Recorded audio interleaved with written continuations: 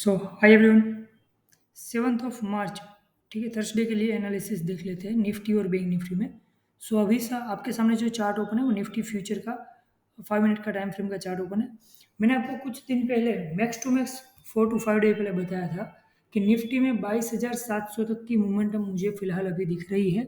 इससे पहले भी बोला था कि 1-2 दिन में वो मूवमेंट आना कंपलसरी नहीं है, लेकिन शॉर्ट पीरियड में हमें 22,700 के आसपास फ्यूचर के चार्ट पे निफ्टी देखने को मिल सकता है। तो आप देख सकते हो आज जो निफ्टी ने हाई लगाया है 22,600 तो ऑलरेडी आ चुका है। ठीक है, तो जब जब मैंने आपको कोई वैल्यू की तो बताया हुआ है कि कौन सी वैल्यू पे मार्केट आ सकता है, तो कुछ पीरियड्स के अंदर मार्केट वही वैल्यू के आसपास आके रिजेक्शन ले रहा है। तो नेक्स्ट टारगेट जो हमारा है वो 22,700 में कुछ दिन पहले बताया था वही है, 22,600 और 22,700। जब तक मार्केट ये जोन में है थोड़ा सा केयरफुल अभी होना ज़रूरी है, क्योंकि अब एक बड़ा सा ट्रैप क्रिएट हो सकता है। ऐसा ज़रूरी नहीं है कि ऑल टाइम हाई पे है तो मार्केट डाउन आएगा, लेकिन एक अच्छा खासा ट्रैपिंग क्रिएट हो सकता है। तो पहले भी बताया था, अभी भी बोल रहा हूँ, जब तक आपको मार्केट 22,600 और 700 से ऊपर नहीं मिलता है लॉन्ग टर्म के लिए इंडेक्स में मत सोचिएगा। जो भी आपका एंट्री रहता है अपसाइड के लिए उसको इंट्राडे पर्पज में और ट्रेलिंग स्टॉप लॉस के साथ ही चलिएगा। ठीक है, क्योंकि कभी भी मार्केट में एक ऐसा मोमेंटम आ सकता है जिसमें हमें एग्जिट करने का मौका भी ना मिले। तो थोड़ा सा केयरफुल होकर ट्रेड करना होगा। और उसके बाद निफ्टी में जो आज भी हमारे पास जोन है वो काफ़ी कम एरिया में थे, मतलब जो ट्रेडिंग जोन है वो स्पेस बहुत ही कम था। तो उसके बजाय मैंने आपको लॉन्ग विजन के ही सपोर्ट रेजिस्टेंस प्रोवाइड की है। ठीक है, तो लॉन्ग विजन के सपोर्ट रेजिस्टेंस है उसका मतलब आपको पता होना चाहिए कि मार्केट में उतना मोमेंटम भी आना चाहिए, अदरवाइज मार्केट एक जोन के अंदर पूरा दिन भी फंस सकता है। ये जो जोन आपको दिख रहा है वो 100 पॉइंट का 110 पॉइंट का जोन है। ठीक है, इसके बीच में काफ़ी सारे यहाँ पे सपोर्ट रेजिस्टेंस मेरे पास अभी आ रहा था, जिसमें मैं आपको अगर वो ड्रॉ करके दे देता तो ट्रेड करने के लिए थोड़ा सा डिफिकल्ट हो सकता था। तो उस रीज़न से मैंने सिर्फ लॉन्ग विजन के ही सपोर्ट रेजिस्टेंस ड्रॉ किए। तो उसमें आपको क्या ध्यान रखना है कि जो भी आप ट्रेड करो उसमें ट्रेलिंग स्टॉप लॉस को कंपलसरी यूज़ करना है। ठीक है, अदरवाइज मार्केट पॉसिबिलिटी ऐसा भी हो सकता है कि ऐसे आके मार्केट ऐसे करके बाद में ऐसे आए। ठीक है, तो यहाँ पे जो आपका प्रॉफिट है वो यहाँ चला ना जाए उसके लिए ट्रेलिंग स्टॉप लॉस को यूज़ करना कंपलसरी है। सो अब बात करते हैं 22,700। अगर मार्केट गैप अप ओपन हो जाता है या कुछ भी हो जाता है, ऑलरेडी मार्केट हमारा रेजिस्टेंस जोन पे ही है। अगर 700 की जगह 650 भी आ जाता है तो भी हमें थोड़ा केयरफुल होकर ही ट्रेड करना होगा। डायरेक्ट अपसाइड के लिए ट्रेड नहीं करना है कल के दिन में। अगर मुझे कोई बुलिश कंफर्मेशन मिलेगा 22,650 के ऊपर, तब मैं स्कैल्पिंग बेस पे ही अपसाइड का ट्रेड कर सकता हूँ। कहीं ना कहीं ऐसी प्रोबेबिलिटी है 22,700 के आसपास में मुझे करेक्शन मिल सकता है। तो 22,700 से जितना भी ऊपर की तरफ मार्केट में मूवमेंटम मिल रहा है उसमें रिस्क थोड़ा सा बढ़ जाएगा। ठीक, और कोई भी रीज़न से अगर यहाँ पे मुझे मार्केट मिल रहा है कोई भी रीज़न से 22,750 के आसपास, ठीक है, पूरे दिन में, तो यहाँ से मेरी डाउन साइड की एंट्री 110% कन्फर्मेशन के साथ बन सकती है मेरे लिए, जिसमें मेरा स्टॉप लॉस ये रहेगा और टारगेट एक काफ़ी अच्छा खासा डाउन साइड के लिए रह सकता है। लेकिन थोड़ी सी उम्मीद कम है ये वैल्यू की, फिर भी देखते हैं। और अगर मार्केट आज जो क्लोज है उससे नीचे ही कहीं पे गैप डाउन ओपन हो रहा है यहाँ कहीं पे, ठीक है, तब हम बुलिश कंफर्मेशन का वेट करेंगे अपसाइड के लिए। और अगर मार्केट ने ये जोन ब्रेक कर दिया तब बेरिश कंफर्मेशन के साथ हम डाउन साइड के लिए सोच सकते हैं। फिलहाल मुझे ऐसा लग रहा है कि मार्केट प्रोबेबिलिटी ऐसा है कि यहाँ तक आके बाद में एक अपसाइड की मोमेंटम दे सकता है। तो ओपनिंग मैटर करता है, बड़ा गैप अप ओपन हो जाएगा तब बुलिश कंफर्मेशन यहाँ पे मिलने पर ट्रेलिंग स्टॉप लॉस के साथ अपसाइड।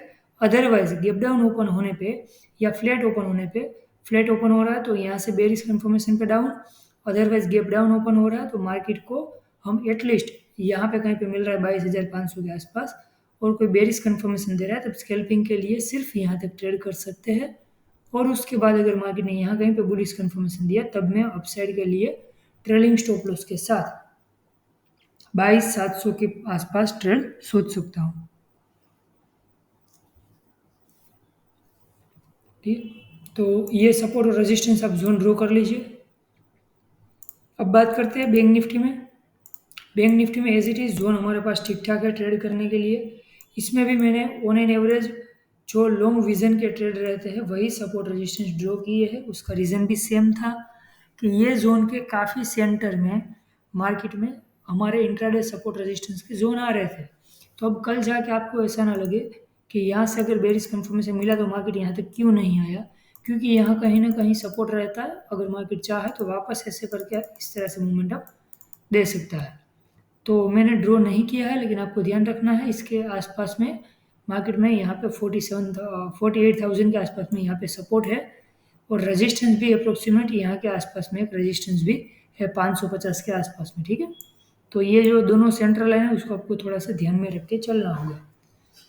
अब बात करते हैं प्रोबेबिलिटी। ऐसा है, अगर आपको बैंक निफ्टी कल ये लाइन के ऊपर 48,330 के ऊपर कोई भी सिंगल कैंडल क्लोजिंग बुलिश नहीं मिलती है, तब तक चांसेस ऐसा है कि बैंक निफ्टी हमको आने वाले पीरियड में 4776 के आसपास में देखने को मिल सकता है। ठीक है, 4776 उसके आसपास में देखने को मिल सकता है। अगर मुझे इसके ऊपर कोई भी सिंगल कैंडल क्लोजिंग मिल गई तब ही मैं सिर्फ ये लाइन को डिलीट कर दूंगा, लेकिन अगर इसके ऊपर कोई भी सिंगल कैंडल क्लोजिंग नहीं मिल रही है तब तक मेरे लिए बैंक निफ्टी में मार्केट जो है वो बेरिश ही रहेगा।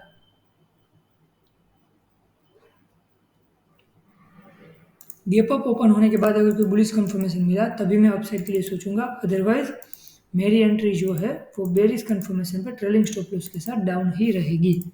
ठीक है, जिसमें मेरा टारगेट एक काफ़ी अच्छा खासा है, लेकिन कंपलसरी स्टॉप लॉस को ट्रेल करना पड़ेगा।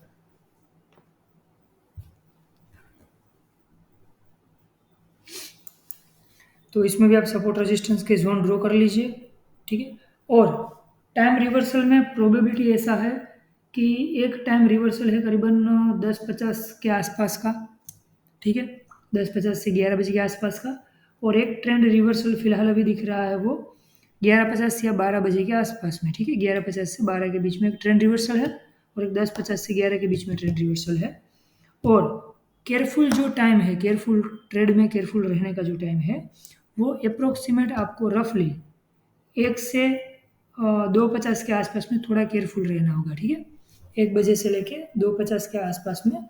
ऐसा नहीं है कि एक्सपायरी है तो कोई रीज़न से मैं कुछ बोल रहा हूँ, लेकिन एस्ट्रो टाइम के बेस पे ये टाइम थोड़ा मुझे लग रहा है कि शायद इसमें हमें एक अच्छी खासी लिक्विडिटी वोलेटिलिटी मिल सकती है। अगर मार्केट हमारे कोई नो ट्रेड जोन में नहीं फंसता है तब ये जोन में आपको थोड़ा सा केयरफुल होना होगा, जिसमें फर्स्ट 1 आवर में, मतलब मैंने जो आपको टाइम बताया करीबन 12:50 से 1:50 के आसपास में, जिसमें हल्का सा चांस मुझे आउट ऑफ 100 में से आप रफली 60% पकड़ के चल सकते हैं कि मुझे इसमें पहली वो 1 आवर में पॉजिटिव मोमेंटम फिलहाल दिख रहा है। ठीक है, लेकिन विदाउट कंफर्मेशन कोई भी ट्रेड हमें नहीं करना है। अगर मार्केट सपोर्ट पे है तभी हम वो बुलिश कंफर्मेशन के साथ, अप ट्रेंड के साथ, एस्ट्रो टाइम के साथ सोच सकते हैं। तो 12:50 से 1:50 के आसपास में प्रोबेबिलिटी बुलिश की है। ठीक है, और उसके बाद मार्केट में देखते हैं वी शेप मोमेंटम मिलता है क्या, लेकिन वो जो 2 घंटे है उसमें थोड़ा सा केयरफुल होकर ट्रेड करना है। ट्रेंड रिवर्सल रिपीट करता हूँ 10:50 11 ओ क्लॉक के आसपास, और सेकंड 11:50 से 12 ओ क्लॉक के आसपास। ठीक है गाइस, नेक्स्ट वीडियो में मिलते हैं। Good bye, take care.